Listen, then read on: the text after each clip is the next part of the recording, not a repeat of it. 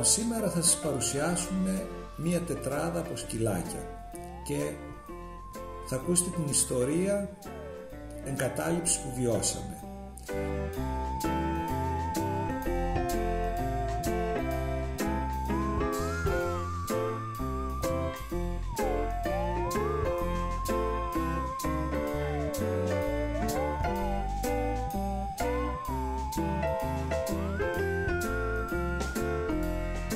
Ξεκινάμε λοιπόν με την Blue, η οποία βρέθηκε παρατημένη κάτω από ένα δέντρο στην παραλία, μικρό κουταβάκι.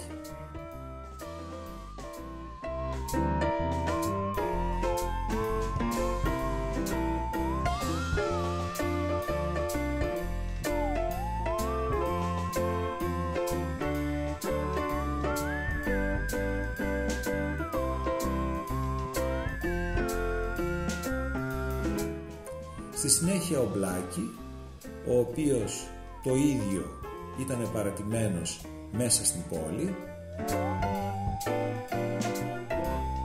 Η Πέλα γυρνούσε κουταβάκι στην πεδιάδα στα Γιαννιτσά και η Ιζαμπέλ μέσα σε σακιά μαζί με την οικογένειά της σε ένα ρέμα στη Χαλκιδική.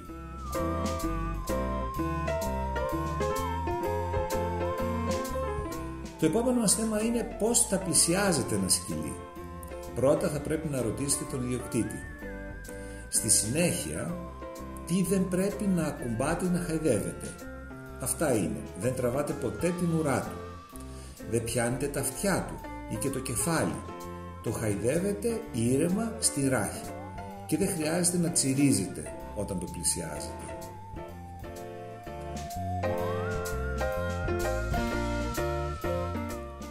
Όσον αφορά στο να το ταΐσουμε ή όχι, πάντα θα ρωτάτε τον ιδιοκτήτη και να γνωρίζετε ότι σε καμία περίπτωση δεν δίνουμε γλυκά ή οτιδήποτε έχει αλάτι.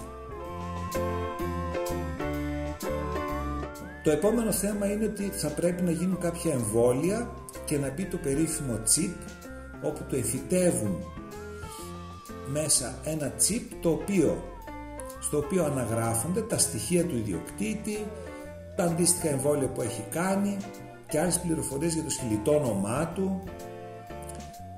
Θα θυμάστε ότι πάντα η βόλτα πρέπει να γίνεται με λουρί, ποτέ δεν το αφήνουμε ελεύθερο. Και το σημαντικό είναι ότι ένα σκυλί χρειάζεται την ημέρα 2 με 3 τουλάχιστον βόλτες και εξαρτάται από την ηλικία και τη ράτσα.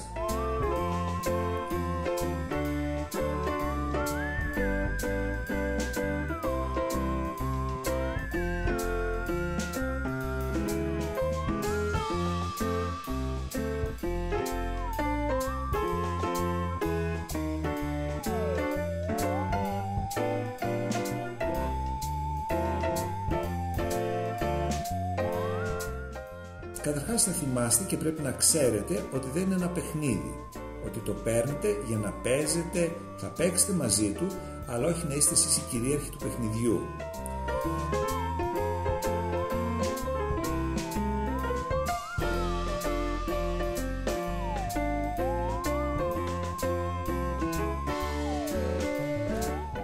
Και τώρα θα πρέπει να προσέξετε ότι προηγούνται οι άνθρωποι στις σχέσεις. Όπως σεβόμαστε τα ζώα, έτσι σεβόμαστε και τον κάθε άνθρωπο, άσχετα με το χρώμα του και τη θρησκεία του.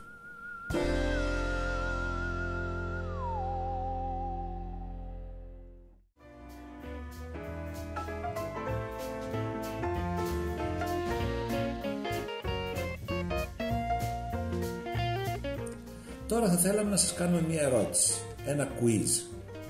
Μπορείτε, παιδιά, να βρείτε ποιο είναι το μεγαλύτερο σε ηλικία από αυτήν την τετράδα?